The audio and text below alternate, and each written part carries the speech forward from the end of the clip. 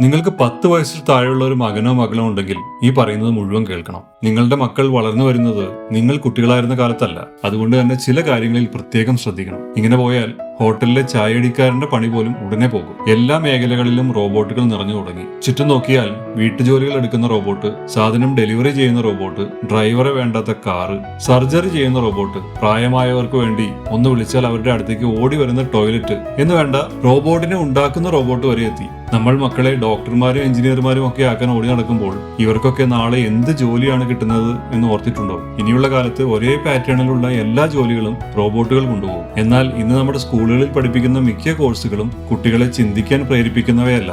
എന്റെ അഭിപ്രായത്തിൽ റോബോട്ടുകൾക്ക് ഉടനെ പിടിച്ചെടുക്കാൻ സാധിക്കാത്ത ഒരു മേഖല മനുഷ്യന്റെ മനസ്സാണ്. അതുകൊണ്ട് തന്നെ ചിന്തിച്ച് തീരുമാനമെടുക്കേണ്ട ജോലികൾക്കാണ് ഇനിയുള്ള കാലത്ത് സാധ്യതകളുള്ളത്. മനുഷ്യന് ഒറ്റപ്പെടൽ സഹിക്കാനാവില്ല.